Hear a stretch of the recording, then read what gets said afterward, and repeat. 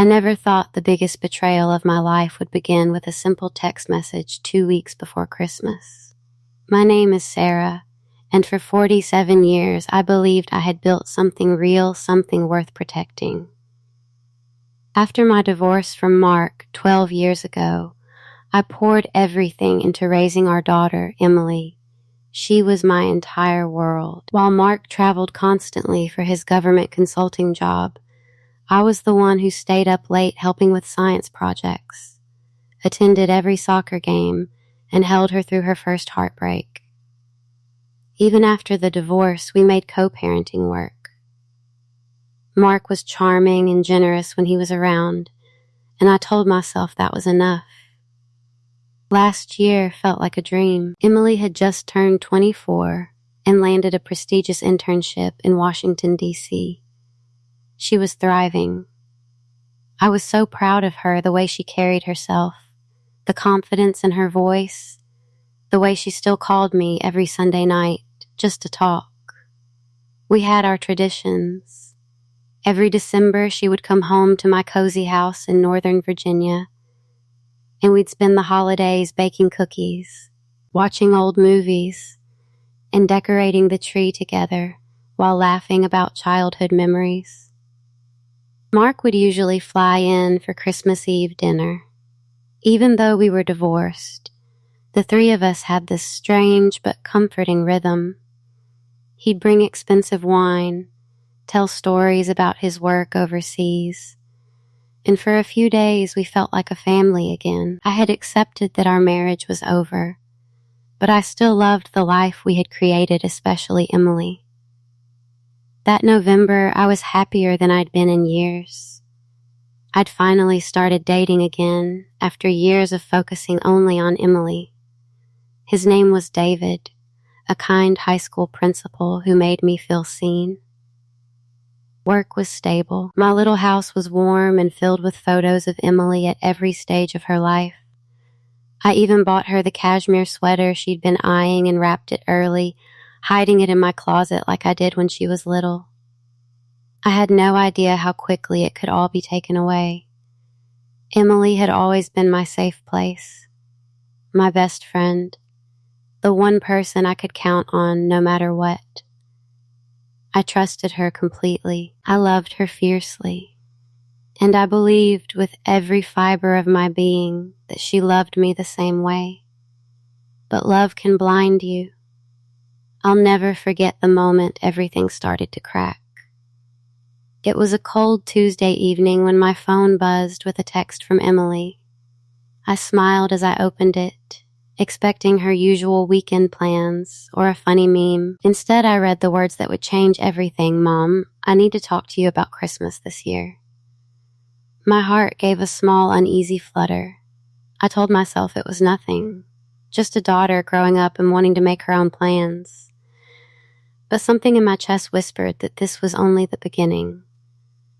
I replied to Emily's text immediately. "Of course, honey. Is everything okay? Want to come over this weekend and we can plan everything?" Her response took 20 minutes to arrive, unusual for her. "Yeah, maybe, I'll let you know." That was the first crack. Over the next week, the cracks multiplied. Emily, who used to send me good morning texts and random photos from her day, suddenly went quiet. Our Sunday night calls became shorter. She sounded distracted, almost formal. When I asked about her internship, she gave vague answers about classified projects and quickly changed the subject. One evening, I drove into D.C. to surprise her with her favorite takeout. When I knocked on her apartment door, she opened it only a few inches. Her eyes looked tired. "Mom, you should have called first. I'm really busy right now." I tried to laugh it off. "Too busy for your mom's famous pad thai?" She didn't laugh. She just gave me a tight smile and said she had an early meeting. I left the food at her door and drove home feeling a strange heaviness in my chest. I told myself she was just stressed. Young adulthood in D.C. is intense. She was probably working long hours. Then came the canceled plans. We were supposed to go tree shopping the following Saturday. She texted that morning, "Sorry, Mom, something came up with Dad." Rain check? With Dad. Mark and Emily had always been close, but he was rarely the one she prioritized over me. He was the fun parent, the one who showed up with gifts. I was the constant. Still, I pushed the unease down. I even called Mark that night to check in. "Hey, Sarah," he answered, sounding cheerful as always. "How are you?" "Fine, just wondering if everything's okay with Emily. She seems off lately." He laughed lightly. "She's just growing up. You know how it is. Work is demanding for both of us right now. Both of us." I didn't think much of it at the time. Mark had always worked in some vague consulting role that required travel. He had government contacts, that much I knew. But he rarely spoke about the details, and I had stopped asking years ago. A few days later, I noticed something odd while helping Emily with her laundry during a rare visit. Her phone kept lighting up with calls from a number with a military area code. She silenced it quickly and turned the phone face down. "Who was that?" I asked casually. "Just work," she said, avoiding my eyes. That night, after she went to bed, I sat in the kitchen replaying our conversations. There was a distance in her voice I couldn't ignore anymore. She seemed protective of her father in a way she never had before, almost secretive. I convinced myself I was being paranoid. Emily was 24. She had her own life. Maybe she and Mark were planning a special father-daughter surprise for Christmas. That thought actually made me smile. How naive I was. The final warning came 5 days before Christmas. Emily called me, not texted. Her voice was tight, almost strained. "Mom, I think it's better if you don't come to Christmas this year." The words hit me like ice water. "What? Why? I just need some space." "Things are complicated right now. I'm sorry." She wouldn't explain. She wouldn't even stay on the phone long enough for me to ask more questions. The call ended with her saying "I love you" in a voice that sounded like it was breaking. I sat on the edge of my bed, staring at the half-decorated Christmas tree in my living room, the cashmere sweater still hidden in my closet. What could possibly be so complicated that my own daughter didn't want me there on Christmas? I had no idea that the real answer was far worse than anything I could have imagined. Christmas Eve arrived cold and silent. I spent the day alone, staring at the beautifully wrapped gifts under a half-decorated tree. The house felt too big, too empty. I tried calling Emily 3 times. Each call went straight to voicemail. Finally, at 7:32 p.m., my phone rang. It was her. "Emily, thank God. Honey, talk to me. What's going on?" There was a long pause. When she spoke, her voice was flat, almost unrecognizable. "Mom, I know about the divorce. The real reason it happened."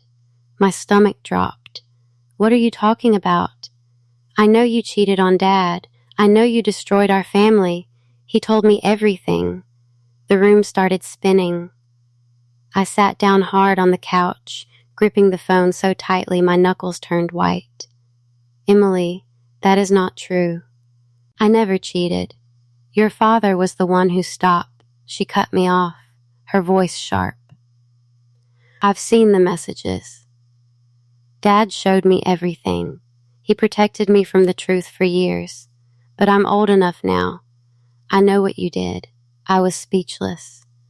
Mark had rewritten our entire history. The affair had been a woman he met during one of his long trips overseas.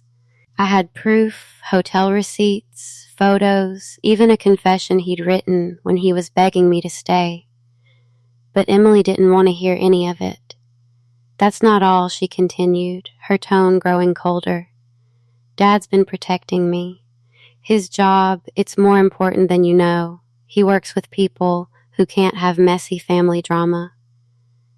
So I'm spending Christmas with him. Alone, don't come. And don't call me for a while. I need time to process who you really are. The call ended before I could respond. I sat there in shock, tears streaming down my face. The betrayal cut deeper than anything I'd ever felt. Not just from Mark, I had long stopped expecting honesty from him, but from Emily, my daughter. The girl I had raised alone through fevers, heartbreaks, and teenage rebellions. The one person I thought would always know my heart. I cried until I couldn't breathe. Then anger replaced the tears. I drove to Mark's upscale townhouse that same night. The lights were on. I could see movement inside. My hands were shaking as I knocked on the door. Mark opened it, looking surprised but not guilty. Emily stood behind him in the hallway, arms crossed. "Sarah," Mark said calmly, "this isn't a good time." "Not a good time?" My voice cracked. "You poisoned our daughter against me with lies? After everything you did?" Emily stepped forward, her eyes filled with disappointment I had never seen before. "Mom, just go. Dad's been dealing with serious government stuff. You're making this harder than it has to be." That's when Mark dropped the final blow. "Emily knows the truth now," he said quietly, "and she knows my work with the Department of Defense requires a stable public image. Your emotional instability isn't helping. We think it's best if you step back." The door closed in my face. I stood on that porch in the freezing cold, completely shattered. The two people I loved most in this world had united against me. They had rewritten my story, turned me into the villain, and pushed me out of our family Christmas like I was nothing. I drove home in a daze, wondering how my perfect daughter had become someone I barely recognized.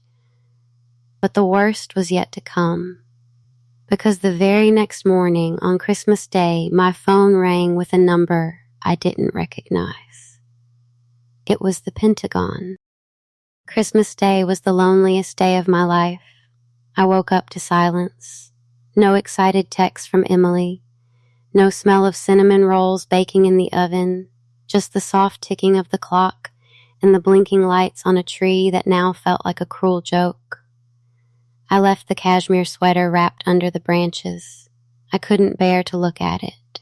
I spent most of the day in bed, replaying every conversation, every moment I might have missed. Had I been a bad mother? Had I been blind? The things Emily said cut so deep I started questioning my own memories. Maybe I had been too emotional during the divorce. Maybe I had pushed Mark away.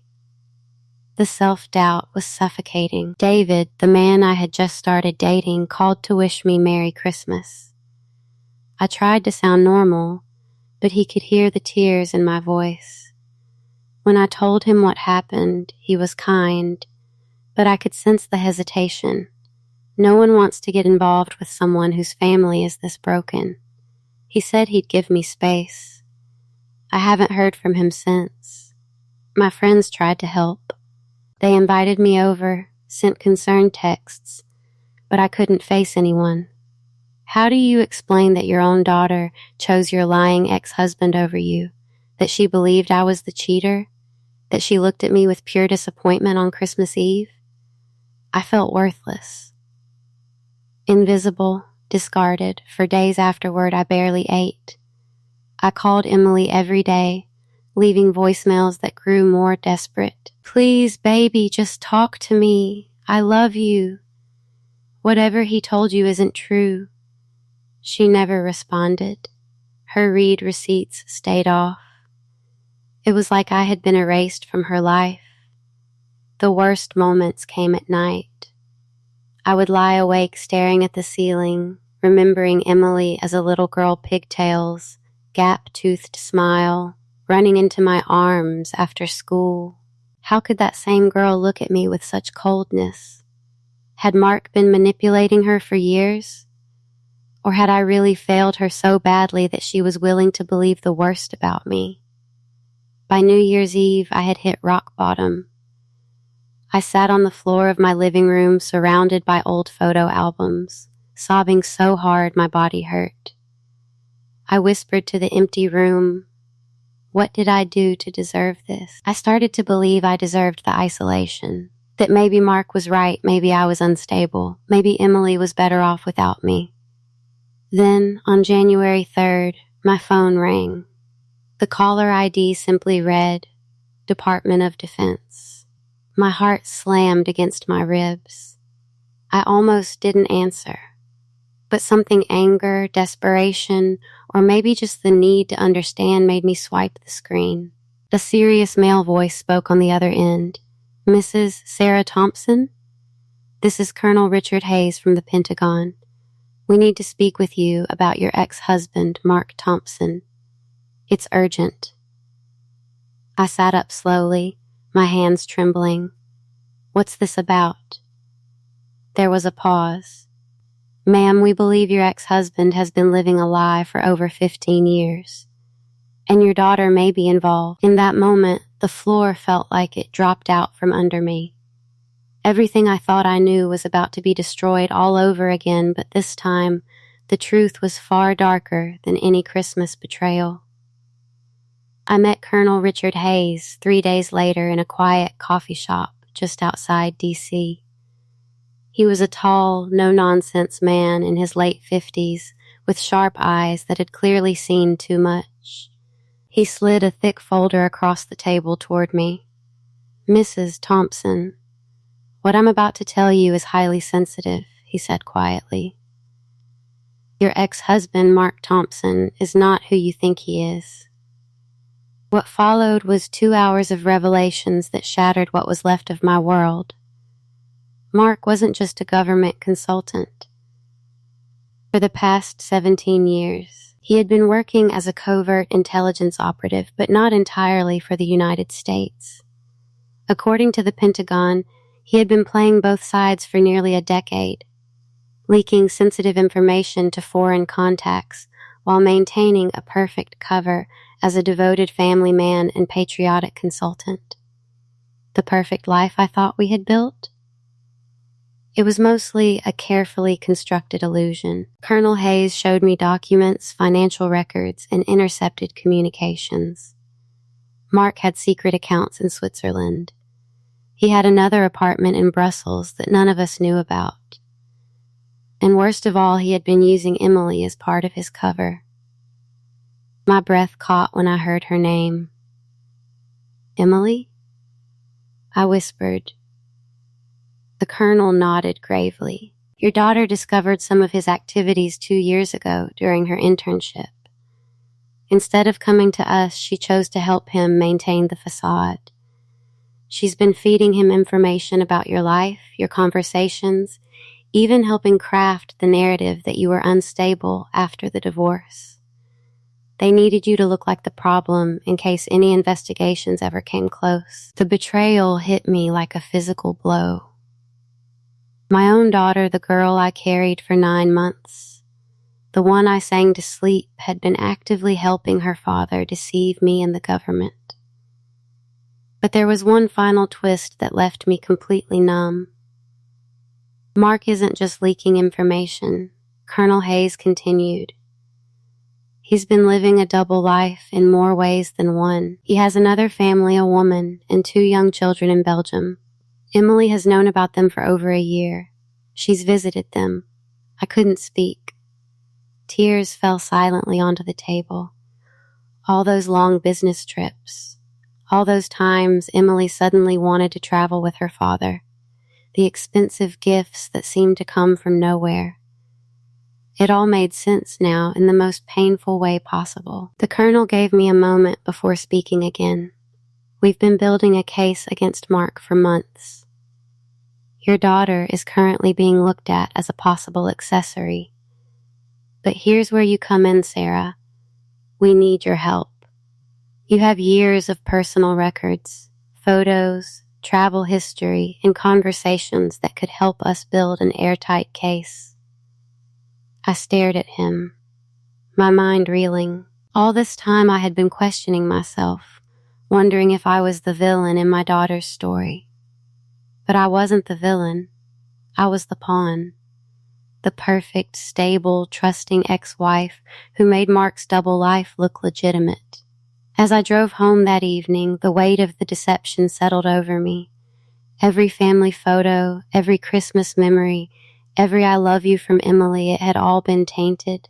But beneath the devastating heartbreak, something else began to stir. Anger, deep, cold, clarifying anger. For the first time since that terrible Christmas Eve, I wasn't crying. I was thinking. And I was done being their pawn. The drive home from that meeting with Colonel Hayes was the longest of my life. But somewhere between the tears and the rage, a new version of me began to emerge, quieter, sharper, and far more dangerous than the trusting mother I used to be. For the first 2 weeks, I let myself feel everything. I allowed the grief to tear through me like a storm. I mourned the daughter I thought I had. I mourned the family that never truly existed. And then I made a choice. I would not crumble. I would not beg. I would not let them destroy me. I called Colonel Hayes the next morning and told him I was in. Completely over the following weeks, I became someone I barely recognized, methodical, strategic, and relentless. I went through every box, every old hard drive, every email and receipt I had kept from my marriage. I scanned years of travel records, credit card statements, and even old birthday cards where Mark had written suspicious notes. I started meeting with the Pentagon team twice a week. They taught me how to document everything properly, how to create a timeline, how to protect myself legally. I even installed a secure app on my phone so any future communication with Emily or Mark would be recorded. The most painful part was pretending. When Emily finally texted me in late January, a cold, short message asking if I was doing okay, I played the broken mother perfectly. I'm struggling, honey, but I understand you need space. I love you. Every word tasted like poison, but it kept the door open just enough for them to lower their guard. Mark, meanwhile, grew bolder. He sent me a long email about how this distance might be healthy and that he was praying for my healing. I printed it out and added it to the evidence folder. Every lie they told became another weapon in my hands. David reached out again, worried about me. This time I told him the truth, not everything, but enough. To my surprise, he stayed. He became my quiet support, never pushing, just reminding me I wasn't crazy. By mid-February, the pieces were coming together. The Pentagon had enough to move on Mark, but they wanted one final piece, a recorded confession or confrontation that would seal the case. That's when I decided it was time. I sent Emily a message. I've been doing a lot of thinking. I'd like to meet with you and your father together. Just the three of us. No fighting. I just want closure before I move on with my life. She agreed. The meeting was set for the first weekend in March at Mark's townhouse, the same place where they had closed the door in my face on Christmas Eve. As I prepared for that day, I looked at myself in the mirror. The woman staring back was different. Her eyes were clearer. Her shoulders were straighter. I wasn't going there to beg for my daughter's love. I was going there to burn their lies to the ground. And I was bringing the full force of the United States government with me. I walked into Mark's townhouse on a rainy Saturday afternoon, carrying nothing but a small purse and the weight of 17 years of lies. Emily was already there. She looked thinner, nervous. When she saw me, her expression flickered between guilt and defensiveness. Mark stood in the living room like he was still in control, expensive sweater, confident smile, the same mask he'd worn for decades. "Sarah," he said warmly, "I'm glad you wanted to do this. We can finally put everything behind us." I didn't smile back. We sat down in the living room, the same room where they had shut me out on Christmas Eve. The irony tasted bitter on my tongue. "I've done a lot of thinking," I began, my voice steady. "About our marriage, about our family, about all the secrets." Mark leaned forward, ready to play the patient ex-husband. Emily wouldn't meet my eyes. Then I took out my phone, placed it on the coffee table, and pressed record. "I know everything," I said quietly. The atmosphere in the room shifted instantly. I looked straight at Emily. "I know your father has been working against this country for years. I know about the leaks. I know about the money. And I know about your other family in Belgium, and that you visited them." Emily's face went pale. Mark's confident smile vanished. "Sarah, what are you talking about?" Mark started. I cut him off and began laying out the evidence I had collected: dates, names, transactions, and intercepted messages. With every detail I revealed, Mark's composure cracked further.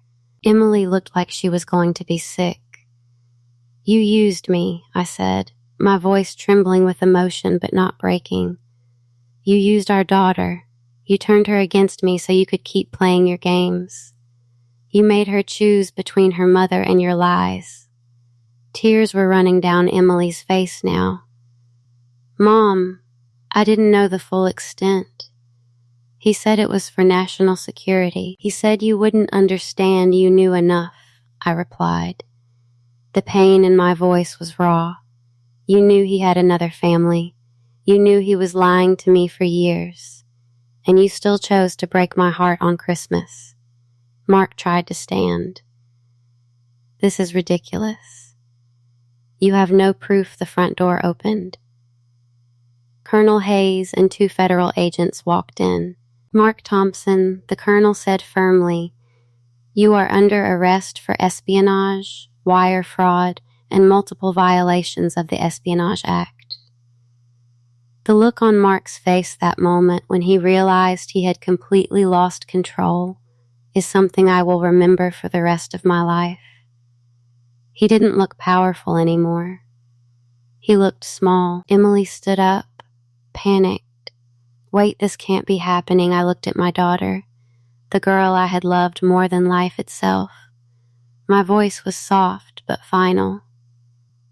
"I gave you every chance to choose truth, Emily. Instead, you chose him. I hope one day you understand what you helped destroy."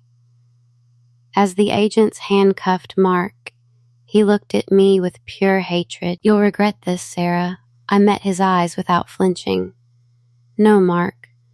For the first time in years, I don't regret anything."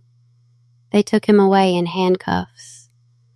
Emily was left standing in the middle of the living room, sobbing. She looked at me like she wanted to say something, but no words came out. I turned and walked out into the rain without looking back. The confrontation I had dreaded for months was finally over. And I was still standing. The months that followed were some of the hardest and most liberating of my life. Mark was formally charged. The evidence we built together was overwhelming. He ultimately took a plea deal to avoid a full trial, but he will spend the next 12 years in federal prison. His double life, his other family, and all his carefully constructed lies were exposed in the quiet courtrooms where such stories finally come to an end. Emily was not charged. The Pentagon determined she had been manipulated and was too young when the deeper deception began. But the damage between us ran deep. We met once, 3 months after the arrest, in a small park near my house. She looked broken. I no longer felt the urge to comfort her the way I once would have. "I'm so sorry, Mom," she whispered, tears falling freely. I believed him. I thought I was protecting something important. I didn't realize I was destroying you. I nodded slowly. "I know you're sorry, But sorry doesn't erase the Christmas you took from me. It doesn't erase the months I spent thinking I was a terrible mother. You broke something between us, Emily, and I don't know if it can ever be fully repaired. We didn't hug, we didn't make promises, but I told her I was willing to try healing slowly, honestly, and with clear boundaries. That was all I could give her in that moment. As for me, I began to rebuild. I sold the house filled with too many painful memories and moved to a brighter place closer to the mountains. David has been a steady, patient presence in my life. He never tried to fix me, he simply stood beside me while I fixed myself. I started therapy. I joined a support group for women who had been betrayed by family. I learned how to trust my own instincts again. I took up hiking on weekends, something I had always wanted to do but never made time for when I was busy being everyone's rock. The healing hasn't been linear. Some nights I still cry for the daughter I lost and the family that never truly existed. But those nights are becoming fewer. Most mornings now I wake up and feel something I hadn't felt in years: peace. I kept one tradition from before. Every Christmas I bake the same cookies Emily and I used to make together. But now I bring them to my new neighbors, to David's family, and to the women in my support group who are still finding their way out of the darkness. I am no longer the woman who was discarded on Christmas. I am the woman who survived the betrayal, faced the truth, and chose herself. Looking back, I realize the most painful betrayals often come from the people we love the most. They know exactly where to cut deepest. But they also reveal something powerful: your own strength. I lost my daughter's trust and my family's illusion that Christmas. But I found something far more valuable: my own voice, my own truth, and my own worth. If you're watching this right now and you're in the middle of your own betrayal, whether it's from a partner, a child, or someone you would have died for, I want you to hear me. You are not crazy. You are not worthless. And you will survive this. The same pain that breaks you can also remake you into someone stronger, wiser, and finally free. I thought my story ended the day my daughter told me not to come for Christmas. Instead, that was the day my real life began. Thank you for listening to my story. If you've been betrayed, know that justice and healing are possible. Sometimes the best revenge isn't loud or dramatic. Sometimes it's simply choosing to live well after they tried to destroy you. This is Sarah Thompson, and I'm finally okay.